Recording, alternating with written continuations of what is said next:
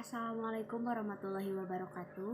Perkenalkan, saya Widiani, NPM 2021911053 dari kelas B Pendidikan Jasmani Universitas Siliwangi, akan menjelaskan tentang makna pubertas, perubahan yang terjadi pada pubertas. Yang ketiga, ciri-ciri pubertas. Yang pertama, makna pubertas. Masa remaja merupakan masa transisi antara masa kanak-kanak dan masa dewasa yang diawali dengan pubertas. Remaja diartikan sebagai masa perkembangan transisi yang mencakup perubahan biologis, kognitif, dan sosial emosional.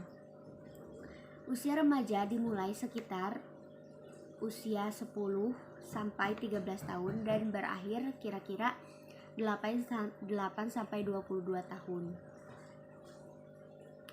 Proses transisi dari masa kanak-kanak ke masa dewasa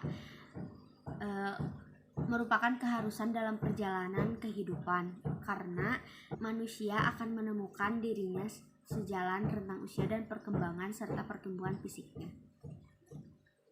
Perubahan-perubahan fisik merupakan gejala primer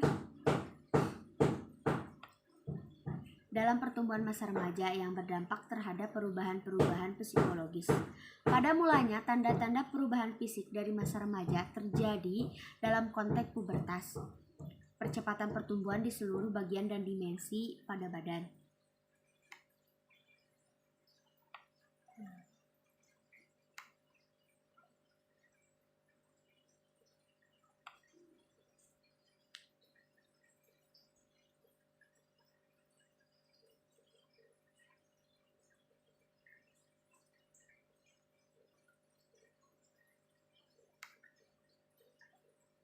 Dapat disimpulkan bahwa pubertas atau masa remaja adalah sebagai masa perkembangan transisi antara masa anak-anak dan masa dewasa yang mencakup perubahan biologis, kognitif, dan sosial emosional.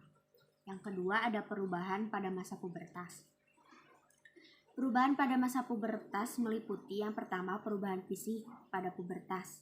Selama kanak-kanak, estrogen hanya disekresikan dalam jumlah yang sedikit, namun pada masa pubertas jumlah yang disekresikan meningkat 20 kali lipat akibat pengaruh hormon gonadotropik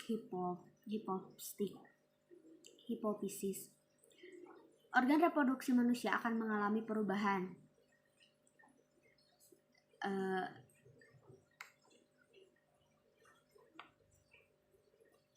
Perubahan fisik pada pubertas di setiap individu dapat ditentukan menggunakan skala Tanner. Salah satu ciri perubahan yang dapat diukur melalui skala Tanner adalah perkembangan payudara. Perkembangan payudara diatur oleh sekresi estrogen dari ovarium. Pada awalnya, perkembangan dapat terjadi secara unilateral pada beberapa bulan pertama. Yang kedua, ada perubahan hormonal pada pubertas. Aktivitas dari pubertas akibat perubahan hormon yang terjadi dari pelepasan dan pola perlepasan dari yang diatur setiap 90 menit. Modulasi GnRH mempengaruhi kadar FSH dan LH yang akan merangsang pelepasan hormon estrogen.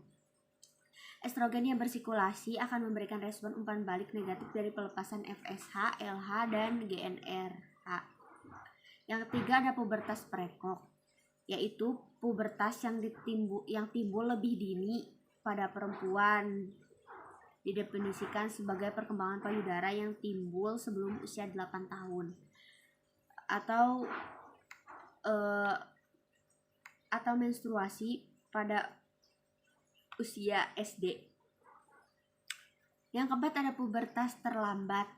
Pubertas terlambat pada perempuan didefinisikan sebagai tidak membesarnya payudara sampai 13 tahun atau hanya menstruasi atau tidak adanya menstruasi pada umur 15 tahun. Tetapi diagnosis dan penanganan segera harus dilakukan pada pasien dengan kelainan seperti organik tersebut. Yang kelima, ada siklus menstruasi.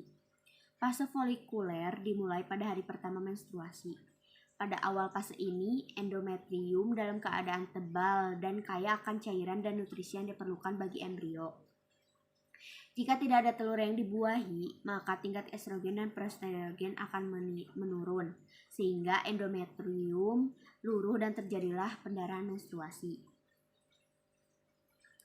Hormon ini kemudian menstimulasi pertumbuhan banyak folikel. Akhirnya fase biasanya hanya satu folikel yang berkembang yang disebut dengan folikel degrad.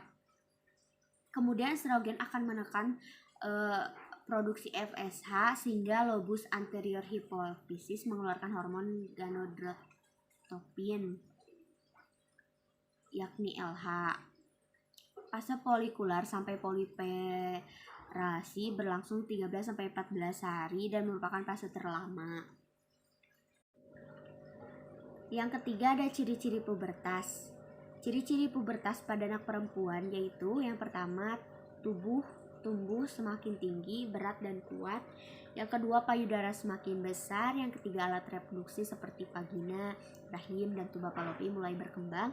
Yang keempat tubuh mulai berbentuk seperti wanita dewasa yaitu seperti pinggang, panggul, bokong yang mulai membesar. Yang kelima mulai tumbuh rambut di kemaluan dan area lainnya seperti ketiak, kaki dan lengan. Yang keenam mulai mengalami keputihan. 7 mulai mengalami menstruasi. Ke-8 mulai bertambahnya produksi keringat. Yang ke-9 kulit menjadi lebih berminyak dan jika tidak dirawat dengan baik, maka kondisi akan memicu pertumbuhan pada jerawat. Yaitu yang kedua ciri-ciri pubertas pada anak laki-laki. Yang pertama tubuh anak laki-laki semakin tinggi, berat dan kuat. Yang kedua otot-otot semakin membesar, dada dan bahunya semakin lebar atau bidang. Yang keempat mulai tumbuh rambut di kemaluan, ketiak, lengan dan kaki. Yang kelima mulai tumbuh rambut di wajah seperti kumis, janggut, jambang. Mengalami perubahan suara yang diawali dengan suara serak. Mulai tumbuh jakun di lehernya. Penis dan testis semakin membesar. Lebih sering terjadi ereksi, kadang tanpa alasan. Yang ke-10 mulai mengalami ejakulasi khususnya setelah mengalami mimpi basah. Yang ke-11 bertambahnya produksi keringat. 12 kulit menjadi lebih berminyak yang akan menimbulkan jerawat jika tidak dirawat dengan baik.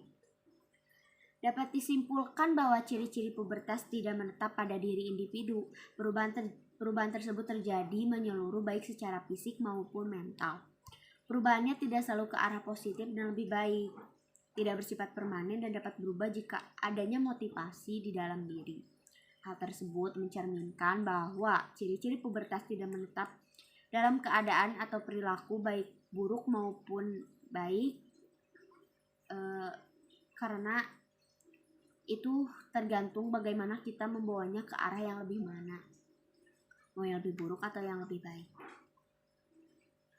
Kesimpulannya yaitu pubertas atau masa remaja adalah sebagai masa perkembangan transisi antara anak dan masa remaja yang mencakup perubahan biologis, kognitif, dan sosial emosional. Terdapat 5 perubahan terjadi, diantaranya perubahan fisik pubertas menurut Guiton 2006 dan Datani 2009. Perubahan hormonal pada pubertas, pubertas prekok, pubertas terlambat, siklus menstruasi. Perubahan tersebut menentu jika individu itu normal dan bisa mengarah ke arah positif maupun negatif. Kembali lagi bagaimana kita membawanya, mau ke arah yang lebih baik atau yang lebih positif, mau ke arah yang lebih positif atau lebih buruk. Sekian penjelasan dari saya, mohon maaf bila ada kesalahan. Wassalamualaikum warahmatullahi wabarakatuh.